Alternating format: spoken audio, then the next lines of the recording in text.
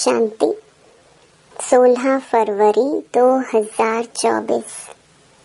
बाबा के महावाक्य। मीठे बच्चे, अब अशरीरी होकर घर जाना है, इसलिए जब किसी से बात करते हो तो आत्मा भाई भाई समझ बात करो। देही अभिमानी रहने की मेहनत करो। प्रश्न: भविष्य राज तिलक प्राप्त करने का आधार क्या है? उत्तर: पढ़ाई। हरेक को पढ़कर राज तिलक लेना है। बाप की है पढ़ाने की ड्यूटी, इसमें आशीर्वाद की बात नहीं। पूरा निश्चय है तो श्रीमत पर चलते चलो, गफलत नहीं करनी है। अगर मतभेद में आकर पढ़ाई छोड़ी तो नापास हो जाएंगे। इसलिए बाबा कहते, मीठे बच्चे, अपने ऊपर रहम करो। आशीर्वाद मांगनी नहीं है, पढ़ाई पर ध्यान देना है। ओम शांति। सुप्रीम टीचर बच्चों को पढ़ाते हैं। बच्चे जानते हैं परम पिता परमात्मा पिता भी है, टीचर भी है। ऐसा तुमको पढ़ाते हैं जो और कोई पढ़ा न सके। तुम कहते हो शिव बाबा हमको पढ़ाते हैं। अब यह बाबा कोई एक का नहीं है। मन मना भव मध्याजी भव, इसका अर्थ समझाते हैं, मुझे याद करो। बच्चे तो अब समझदार हुए हैं। बेहद का बाप कहते हैं, तुम्हारा वर्षा तो है ही, यह कभी भूलना नहीं चाहिए। बाप आत्माओं से ही बातें करते हैं। अभी तुम जीव आत्माई हो ना। बेहद का बाप भी निराकार है। तुम जानते हो इस तन द्वारा वह हमको पढ़ा रहे हैं और कोई ऐसे नहीं समझेंगे। स्कूल में टीचर पढ़ाते हैं तो कहेंगे लौकिक टीचर लौकिक बच्चों को पढ़ाते हैं। यह है पारलौकिक सुप्रीम टीचर जो पारलौकिक बच्चों को पढ़ाते हैं। तुम भी परलोक मूल वतन के निवासी हो। बाप भी परलोक में रहते हैं। बाप कहते हैं, हम भी शांति धाम के निवासी हैं और तुम भी वहाँ के ही निवासी हो। हम दोनों एक धाम के रहवासी हैं। तुम अपने को आत्मा समझो। मैं परम आत्मा हूँ। अभी तुम यहाँ पार्ट बजा रही हो। पार्ट बजाते बजाते तुम अभी पतित बन गई हो। यह सारा बेहद का मांडवा है जिसमें खेल होता है। यह सारी सृष्टि कर्म क्षेत्र है, इसमें खेल हो रहा है। यह भी सिर्फ तुम ही जानते हो कि यह बेहद का खेल है। इसमें दिन और रात भी होते हैं। सूर्य और चांद कितनी बेहद की रोशनी देते हैं। यह है बेहद की बात। अभी तुमको ज्ञान भी है। रचता ही आकर रचता और रचना के आदि मध्य अंत का परिचय देते हैं। बाप कहते हैं, तुमको रचना के आदि मध्य अंत का राज सुनाने आया हूँ। यह पाठशाला है, पढ़ाने वाला अभोक्ता है। ऐसे कोई नहीं कहेंगे कि हम अभोक्ता हैं। अहमदाबाद में एक साधु ऐसे कहता था, परंतु बाद में ठगी पकड़ी गई। इस समय ठगी भी बहुत निकल पड़ी है। वेशधारी बहुत हैं। इनको तो कोई वेश है नहीं। मनुष्य समझते हैं श्री कृष्ण ने गीता सुनाई तो आजकल कितने श्री कृष्ण बन पड़े हैं। अब इतने श्री कृष्ण तो होते नहीं। यहाँ तो तुमको शिव बाबा आकर पढ़ाते हैं, आत्माओं को सुनाते हैं। तुमको बार बार कहा गया है कि अपने को आत्मा समझ भाई भाई को सुनाओ। बुद्धि में रहे बाबा की नॉलेज हम भाइयों को सुनाते हैं। मेल अथवा फीमेल दोनों भाई भाई हैं, इसलिए बाप कहते हैं तुम सब मेरे वर्षे के हकदार हो। वैसे फीमेल को वर्षा नहीं मिलता है क्योंकि उनको ससुर घर जाना है। यहाँ तो है ही सब आत्माएं, अशरीरी होकर जाना है घर। अभी जो तुमको ज्ञान रतन मिलते हैं यह अविनाशी रतन बन जाते हैं। आत्मा ही ज्ञान का सागर बनती है ना। आत्मा ही सब कुछ करती है, परंतु मनुष्यों को देही अभिमान होने के कारण देही अभिमानी बनते नहीं हैं। अब तुमको देही अभिमानी बन एक बाप को याद करना है। कुछ तो मेहनत चाहिए ना। लौकिक गुरु को कितना याद करते हैं, मूर्ति रख देते हैं। अब कहाँ शिव का चित्र, कहाँ मनुष्य का चित्र, रात दिन का फर्क है। वह गुरु का फोटो पहन लेते हैं। पति लोगों को अच्छा नहीं लगता कि दूसरों का फोटो पहने। हाँ, शिव का पहनेंगे तो वह सबको अच्छा लगेगा, क्योंकि वह तो परम पिता है ना। उनका चित्र तो होना चाहिए। यह है गले का हार बनाने वाला। तुम रुद्रमाला का मोती बनेंगे। यूं तो सारी दुनिया रुद्रमाला भी है, प्रजापिता ब्रह्मा की माला भी है, ऊपर में सिजरा है। वह है हद का सिजरा, यह है बेहद का। जो भी मनुष्य मात्र हैं सबकी माला है।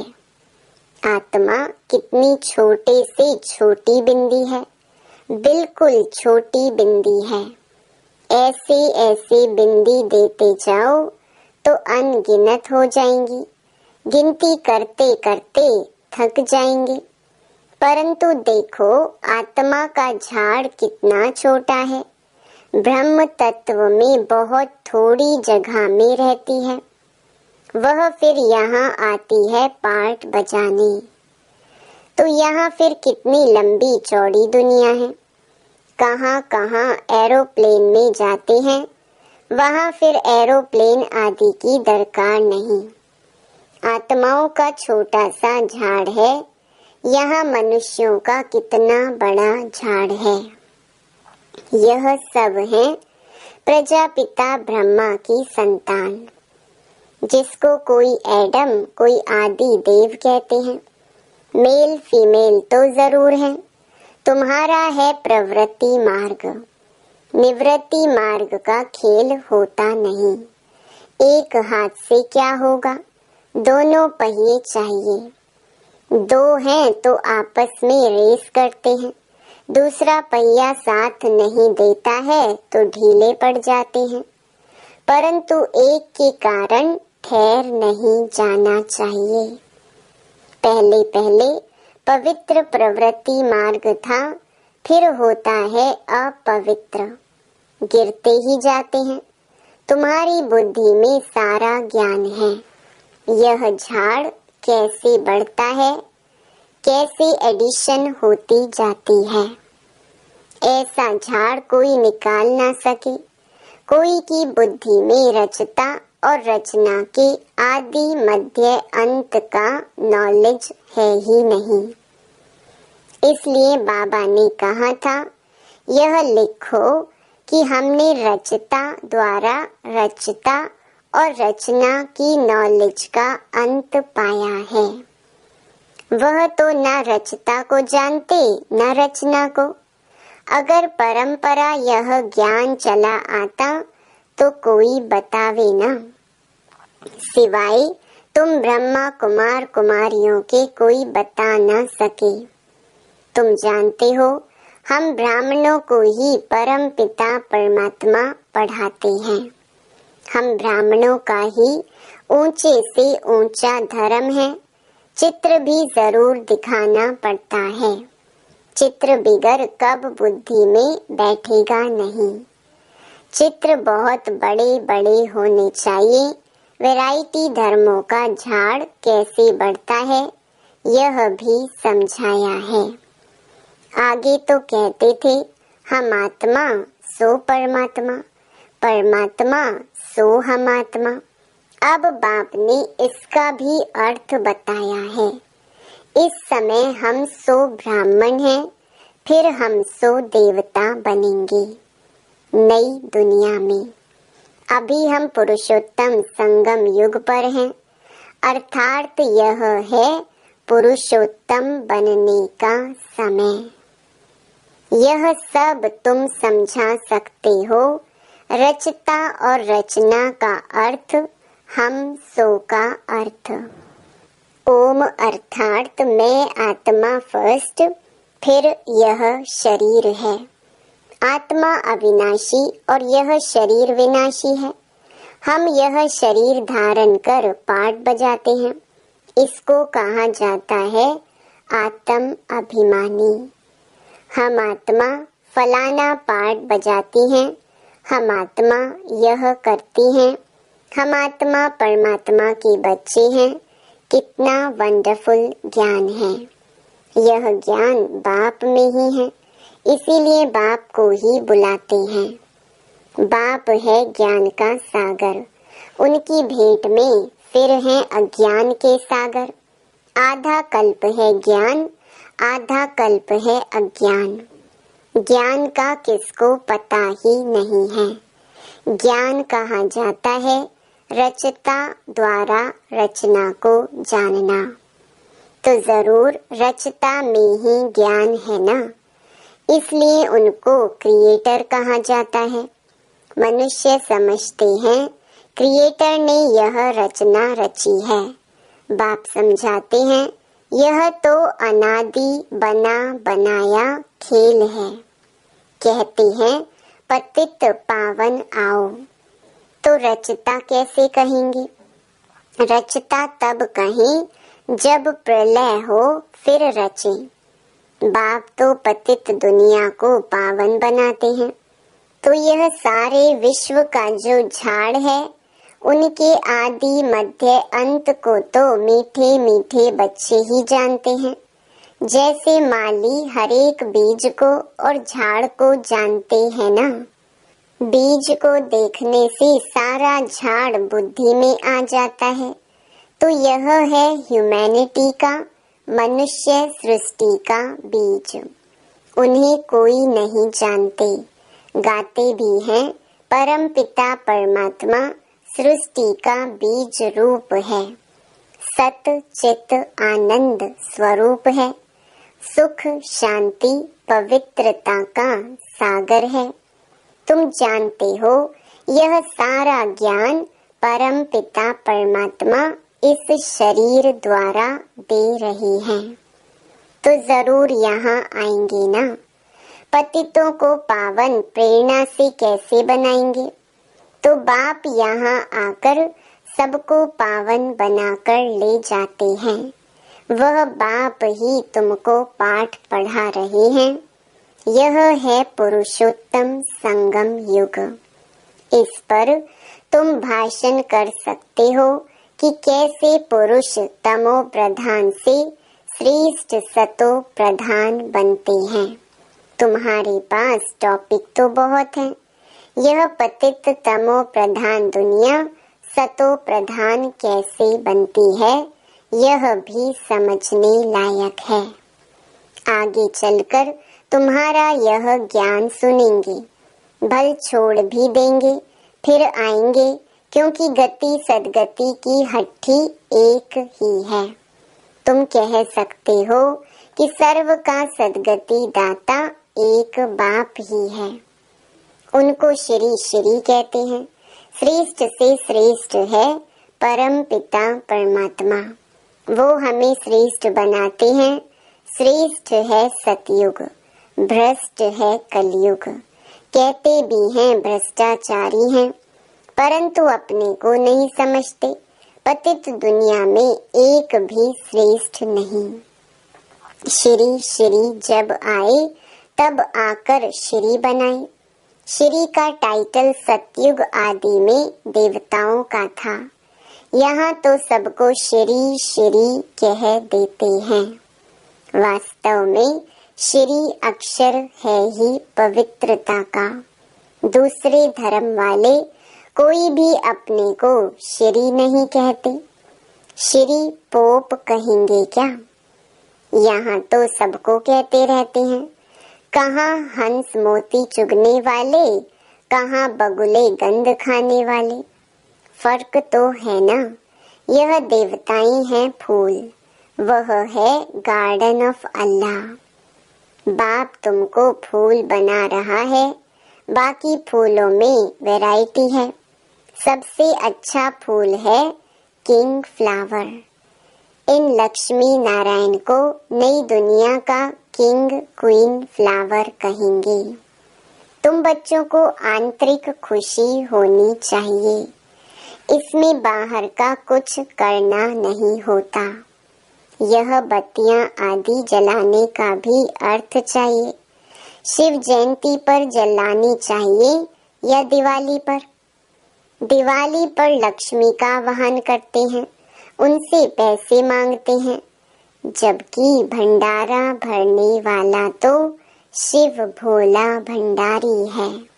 तुम जानते हो शिव बाबा द्वारा हमारा अखुट खजाना भर जाता है। यह ज्ञान रतन धन है। वहाँ भी तुम्हारे पास अथाह धन रहता है। नई दुनिया में तुम माला माल हो जाएंगे।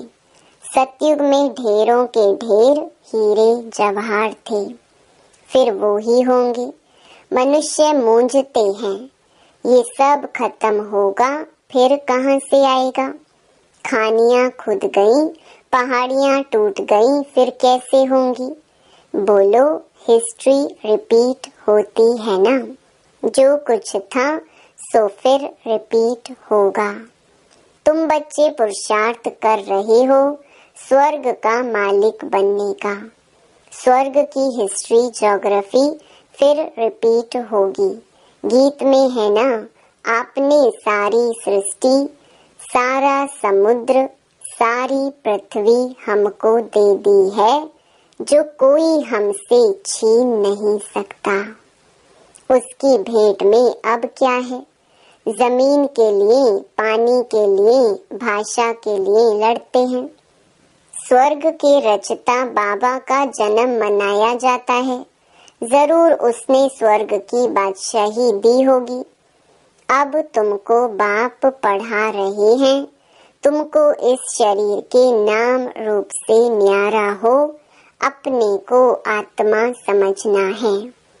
पवित्र बनना है, या तो योग बल से या तो सजाएं खाकर। फिर पद भी कम हो जाता है।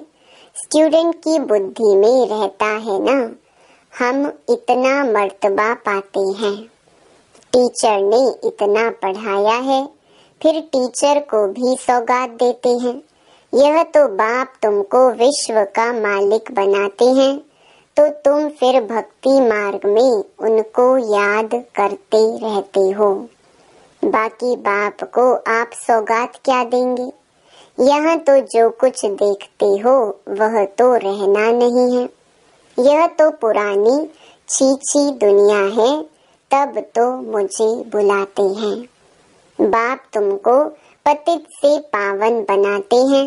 इस खेल को याद करना चाहिए।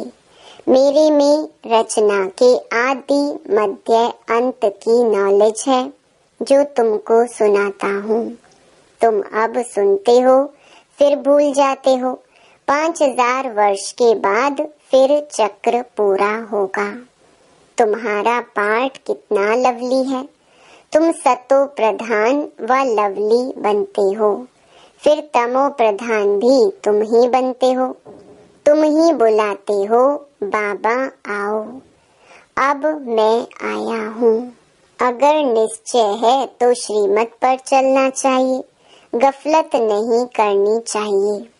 कई बच्चे मतभेद में आकर पढ़ाई छोड़ देते हैं। श्रीमत पर नहीं चलेंगे, पढ़ेंगे नहीं तो नापास भी तुम ही होंगे। बाप तो कहते हैं अपने पर रहम करो। हरेक को पढ़कर अपने को राज तिलक देना है।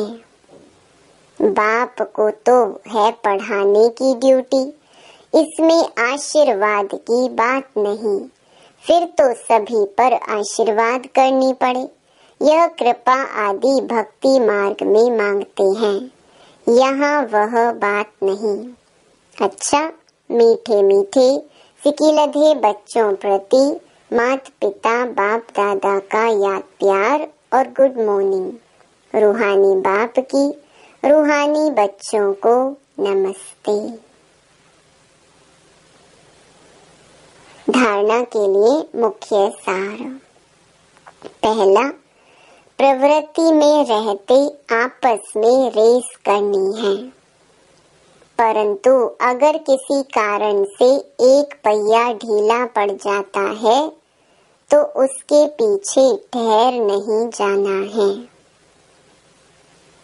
स्वयं को राज तिलक देने के लायक बनाना है। दूसरा, शिव जयंती बड़ी धूमधाम से मनानी है, क्योंकि शिव बाबा जो ज्ञान रतन देते हैं उससे ही तुम नई दुनिया में माला माल बनेंगे। तुम्हारे सब भंडारे भरपूर हो जाएंगे। वरदान, बाप से शक्ति लेकर हर परिस्थिति को हल करने वाले साक्षी दृष्टा भव। आप बच्चे जानते हो कि अति के बाद ही अंत होना है, तो हर प्रकार की हलचल अति में होगी। परिवार में भी खिटखिट होगी, मन में भी अनेक उलझने आएंगी, धन भी नीचे ऊपर होगा। लेकिन जो बाप के साथी हैं, सच्चे हैं, उनका जवाबदार बाप है। ऐसे समय पर मन बाप की तरफ हो तो निर्णय शक्ति से सब पार कर लेंगे। साक्षी दृष्टा हो जाओ तो बाप की शक्ति से हर परिस्थिति को सहज हल कर लेंगे। स्लोगन, अब सब किनारे छोड़ घर चलने की तैयारी करो। ओम शांति।